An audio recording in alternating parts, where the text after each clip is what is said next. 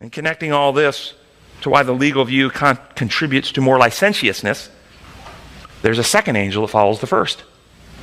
And the second angel following the first from the NIV says, second angel followed and said, Fallen, fallen is Babylon the Great, which made the nations drink of the maddening wine of her adulteries. What does this mean? I've set you up. It's like I'm lobbing it in for a home run hit here. Okay? What does this mean? Yes? One of the things I think it means is that Babylon fell. What is Babylon? And when Babylon fell, Israel was free to go back home. Babylon is who had taken Israel captive. And you're suggesting by the false doctrine, the false premises of how God's law.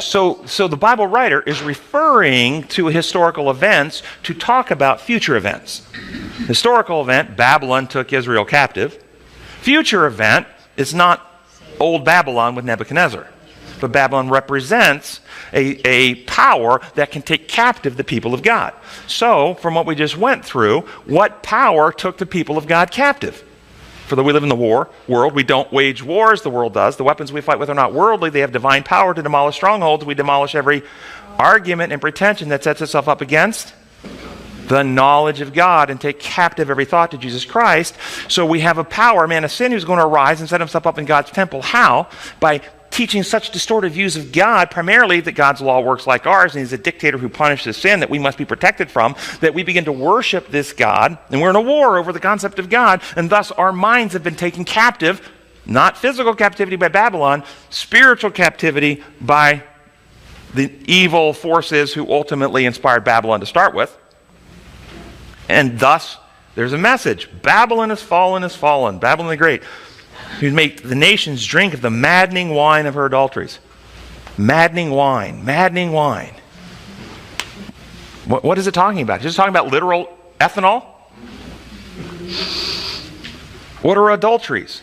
Is it talking about pornography here? Physical sex? Is that what it's primarily talking about? Broken trust.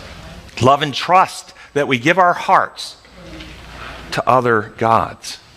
And it tricks us into this. So this is from the remedy. The second messenger followed the first, proclaiming throughout the world, don't trust Babylon the Great, a symbolic description of religions that misrepresent God, as it has fallen into the lies about God and intoxicates the world with its pagan views of God, maddening the people with its adulterous idea that God coerces and must inflict punishment if not properly appeased. That's the deal.